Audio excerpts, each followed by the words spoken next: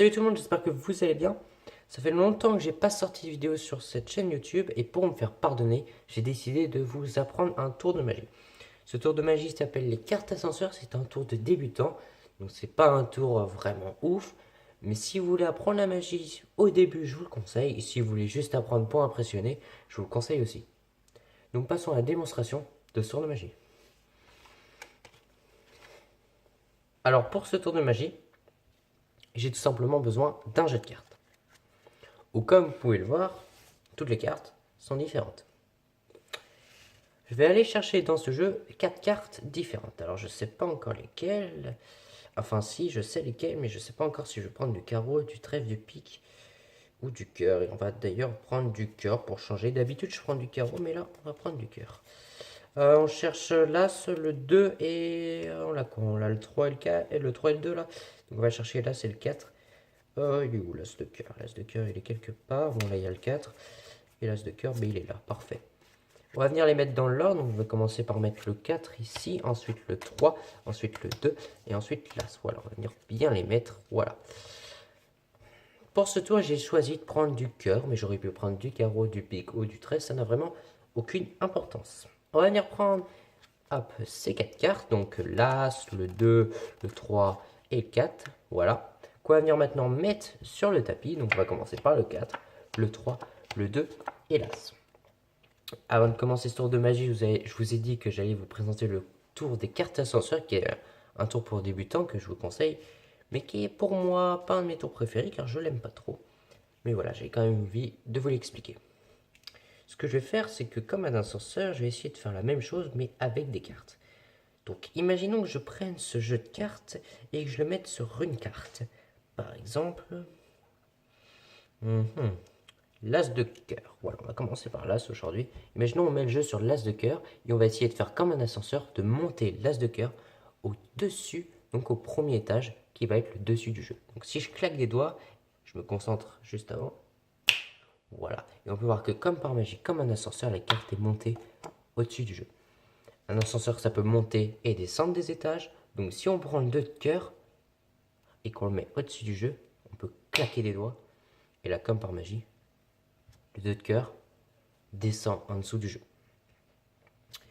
Là, on l'a fait ce qu'un ascenseur fait, quoi. Il peut monter ou descendre. Il peut pas vraiment faire autre chose. Donc, on va essayer d'avoir de l'imagination. Maintenant, on va venir perdre le 3 de cœur. Voilà, à l'envers, au milieu du jeu, très important. Et imaginons que dans un ascenseur, il y a un accident. Et bien là, le 3 est éjecté, ou la personne est éjectée de l'ascenseur.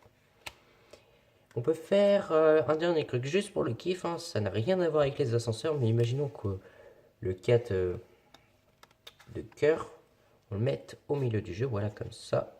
Il a juste maintenant à claquer les doigts. Le spectateur peut claquer les doigts et passer sa main. Et on peut voir que le 4 de cœur qu'on a mis dans le jeu, c'est en fait retourné au milieu du jeu. Et voilà. Et bien évidemment, après ce tour de magie, le jeu peut être examiné. Le 4, le 3, le 2 et l'As peut être examiné par le spectateur. Donc passons aux explications de ce super tour de magie.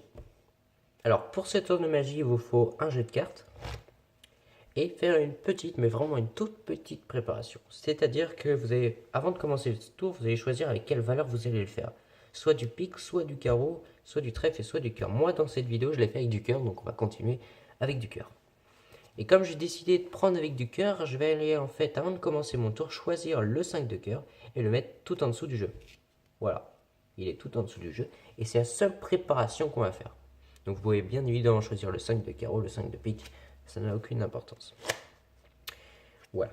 Une fois que vous êtes prêt, vous arrivez avec votre jeu comme ça, vous montrez que toutes les cartes sont différentes. Moi dans la vidéo, j'ai montré que toutes les cartes étaient différentes comme ça, mais je vous conseille pas, je vous conseille de montrer que toutes les cartes sont différentes comme ça, ouais, vous faites glisser les cartes et vous montrez qu'elles sont différentes comme ça vous montrez en quelque sorte pas la préparation qui est ici. Parce que si quelqu'un a vraiment envie de trouver votre tour de magie, il va en fait, il va juste réfléchir un tout petit peu, il va comprendre qu'il y avait un 5 et que vous avez choisi du cœur, c'était un peu suspect. Donc voilà, je vous conseille de montrer que toutes les cartes sont différentes comme ça, c'est toujours mieux. Une fois que vous avez montré que toutes les cartes sont différentes, vous pouvez mélanger. Mais attention, il ne faut pas perdre le 5 de cœur en dessous du jeu. Ensuite, vous allez dire que vous allez chercher 4 cartes au milieu du jeu. Donc là, il faut prendre le 4 de cœur. Le 3, enfin, il faut prendre le 3, l'As, le 4 et le 2. Il est où le 4? Il est là le 4. Ouais. Et là, le spectateur, vous lui montrez toujours pas que a le 5. Vous pouvez toujours lui montrer un tout petit peu si vous voulez. Hein. Mais moi, je vous le déconseille. Voilà. Donc là, quand vous parlez au spectateur, vous êtes en fait comme ça. Vu que vous le faites, vous pouvez le faire debout en face de lui. Moi, c'est une caméra, donc c'est beaucoup plus compliqué. Mais le spectateur est en face de vous. Donc vous êtes en fait, votre main est comme ça. Du coup, là, en même temps de dire vous allez mettre les cartes dans l'ordre, vous allez en fait faire un break avec votre main. Un break, c'est en fait un espace, comme vous pouvez le voir ici, ce qui permet de prendre les cartes plus facilement. Donc pour faire ce break, c'est très simple. Votre pouce ici, là, va venir aider à faire glisser la carte sur vos doigts. Et votre auriculaire va venir attraper la carte avec sa peau, en quelque sorte. Donc ça mérite un peu d'entraînement, mais c'est pas compliqué. Vous allez vite réussir. Hop et hop.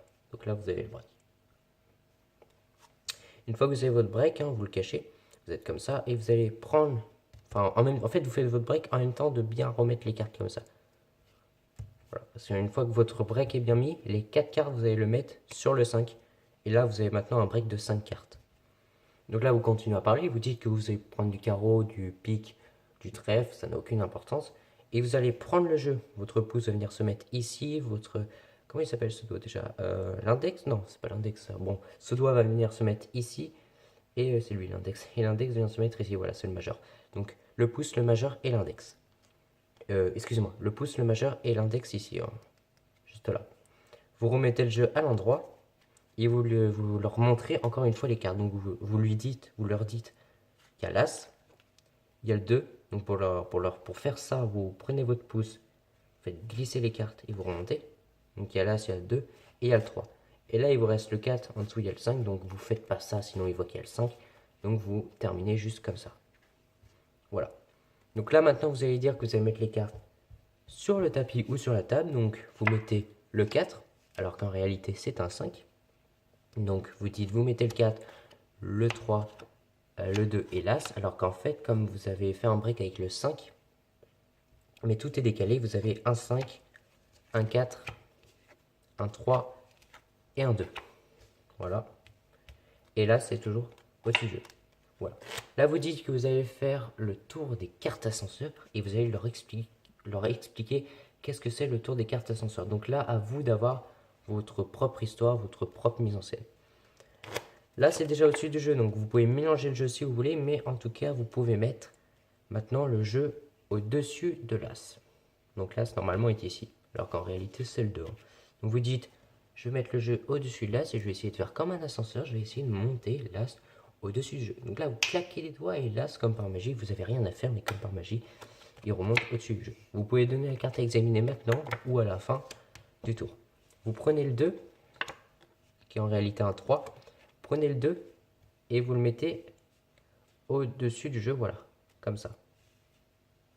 Et là, vous claquez des doigts et la carte descend au-dessus du jeu.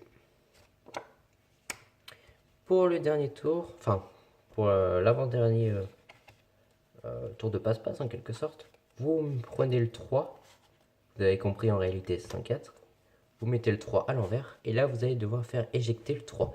Pour faire éjecter le 3, vous allez mettre votre pouce, votre majeur et l'index ici pour appuyer. Vos 4 doigts ici vont venir se mettre en dessous du jeu et le pouce va venir se mettre vraiment au bout de la tranche, voilà, comme ça. Vous voyez? Et là, vous allez en fait tirer les cartes comme ça et le 3 va venir automatiquement, comment dire, s'éjecter. Vous voyez? Si vous mettez le pouce en fait trop vers ici, vous allez prendre 2 cartes. Vous risquez de prendre 2 cartes, vous voyez? Donc c'est mieux de le mettre ici. Voilà. Et là, le 3 est éjecté. Ensuite, c'est automatique. Vous retournez le jeu, vous mettez le 4 qui en réalité est un 5, mais vous le mettez au milieu du jeu.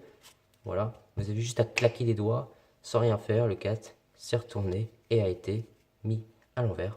Voilà. Bien évidemment, après ce tour de magie, toutes les cartes peuvent être réexaminées. Et c'est ce qui est super dans ce tour. Voilà. Toutes les cartes peuvent être examinées par le spectateur. Donc j'espère que vous avez aimé ce tour de magie. N'hésitez pas à vous abonner, à mettre un commentaire, à liker cette vidéo. Et on se retrouve bientôt pour une nouvelle vidéo.